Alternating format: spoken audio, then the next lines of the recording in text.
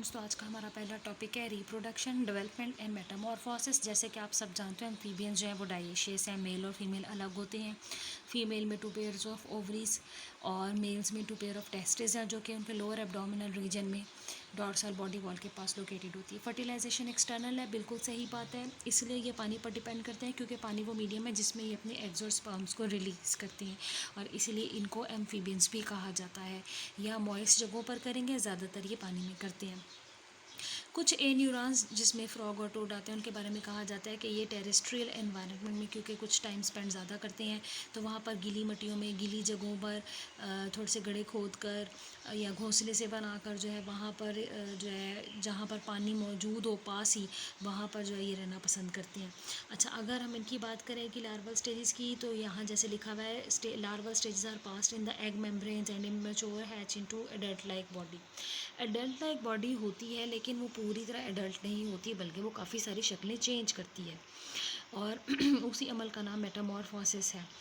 अच्छा, लेकिन इसमें आपको बाकी की एग मेम्ब्रेन्स नज़र नहीं आएंगी, जो हमने रेप्टाइल, बर्ड और मैमल में पढ़ी थी, जिनका नाम था एमनियन, कोरियन और एलेंटोइस।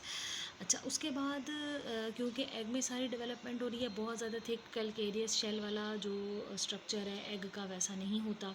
अच्छा, उसके बाद तो आपको बता रहे हैं the main exception to external fertilisation in amphibians are the salamander. Only about 10% of all salamanders have external fertilisation. यानी तमाम दुनिया के जितने भी सैलेमेंडर हैं, अगर हम उनको 100% कंसीडर कर लें, तो उसमें से 90% जो है उनमें इंटरनल फर्टिलाइजेशन होती है, और बाकी 10 में एक्सटर्नल फर्टिलाइजेशन होती है। वो कैसे जनाब? All these produce spermatophores and fertilisation is internal. Spermatophore आपको पता है एक थैली पैकेट नुमा स्ट्रक्चर होता है, जिसमें स्पर्म्स जो है वो मेल डिपॉजिट कर देता है। जो फीमेल ऑर्गेनिज्म होती है वो पूरे के पूरे पैकेट को रिसीव कर लेती है, उसे अपने फीमेल रिप्रोडक्टिव ट्रैक में इंट्रोड्यूस कराती है, और फिर अपने एग्स को वहाँ पर फर्टिलाइज करती रहती है।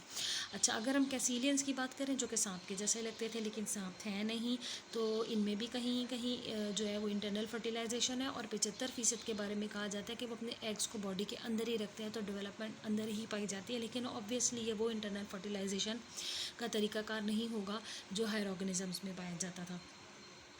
अच्छा, अब इनके लार्वा को क्या कहते हैं? इनके लार्वा को टैडपोल कहते हैं, पेपर में बहुत बार आ चुका है। तो जनाब, ये जो टैडपोल है, इनका मोड ऑफ रेस्पिरेशन, इनकी हरकत करने का तरीका और इनका खाने पीने का तरीका जो है वो एडल्ट ऑर्गेनिज्म से फ़र्क है। मोड ऑफ जो रेस्पिरेशन है वो कैसे? ये गिल्स के थ्रू सांस लेते हैं।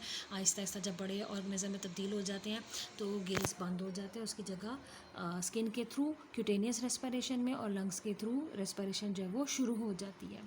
अच्छा, उसके बाद अगर हम बात करें खाने पीने की, तो ये हर्बीवोरस ज़्यादा होता है, क्योंकि लार्वी पानी में ज़्यादा रहता है, तो ये वहाँ मौजूद प्लांट मैटर, अलजी वगैरह को खाना ज़्यादा पसंद करता है।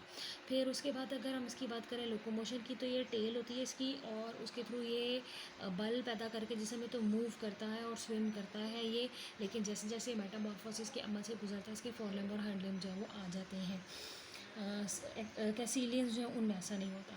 अच्छा, interactions between internal control and extrinsic factors determine the timing of reproductive activity. यानी कि अंदरूनी जो हार्मोनल कंडीशंस है, हार्मोन जो है वो रिप्रोडक्शन को कंट्रोल करती है, और बैरूनी जो असरात हैं, एबायोटिक जो फैक्टर्स हैं, एनवायरनमेंट जिसमें ये रहते हैं, उसके ऊपर भी इनका जो रिप्रोडक्शन का सिलसिला है वो डिपेंड करता है।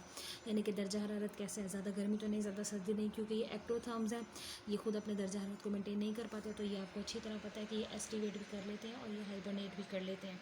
तो ये स्प्रिंग सीज़न के पास और रेनी सीज़न के पास जो है ये तेज़ी से रिप्रोड्यूस करते हैं, और रेनी सीज़न में बनने वाले जो पडल्स वगैरह होते हैं, जो छोटे मोटे तालाब होते हैं, ये उसमें फ़ौरन जो है इकट्ठे हो जाते हैं, और बहुत ज़्यादा बड़ी तादाद में ये रिप्रोड्यूस करते हैं। अच्छा, इनके कोर्टशिप बिहेवियर जो है वो थोड़े से डिफरेंट है। ब्रीडिंग साइज़ के पास ये रहेंगे, अपने पोटेंशियल मेट को जो है वो लोकेट करना चाहेंगे, और एग फर्टिलाइज़ करना चाहेंगे। बैक वक्त दोनों का एक साथ मौजूद रहना ज़्यादा ज़रूरी है, ताकि जो रिप्रोडक्शन और डेवलपमेंट है वो सक्सेसफुल हो जाए। क्योंकि आपको पता है कि एक्सटर्नल फर्टिलाइजेशन है, तो एक ही जगह में गैमेट्स रिलीज़ करेंगे तो ज़्यादा तादाद में गैमेट्स जो हैं वो फर्टिलाइज़ हो सकेंगे। अच्छा, अब इसने आपको बताया कि जनाब सैलेमेंडर जो है वो ऑल्फैक्टरी यानी कि कीमो रिसेप्शन के थ्रू जो है वो, और विजुअल जो आँखों से नज़र आने वाले जो चेंजेस हैं वो इस्तेमाल करता है जोड़ी बनाने के लिए। कोर्टशिप जो है यानी कि जोड़ी बनाना, मेल और फीमेल का इकट्ठा मिलाप के अमल से गुजरना, उसके लिए। अच्छा, मखसूस आवाज़ें भी पैदा होती हैं मेल ऑर्गेनिज्म में आपने अक्सर देखा होगा कि खाली प्लॉटों में जब बारिशों के दिनों में पानी इकट्ठा हो जाता है तो वहाँ पर रात को मेंढक के टर्राने की आवाज़ आती है। तो वो जो होती है वो मेल फ्रॉक की आवाज़ होती है। तो खाली तालाब में क्योंकि खासा वाफिल मकदार में पानी मौजूद होता है तो ये वहाँ बहुत बड़ी तादाद में रिप्रोडक्शन के अमल से गुजर जाते हैं। कई तरह की ये आवाज़ें पैदा करते हैं। और फिर उसके बाद उन्होंने एक पोजीशनिंग का जिक्र किया जिसमें मेल और फीमेल ऑर्गेनिज्म बैक वक्त they are capable of releasing their gametes which is known as amplexuses. तो जो कैसीलियन है उसके ब्रीडिंग के बिहेवियर के बारे में ज़्यादा नहीं मालूम।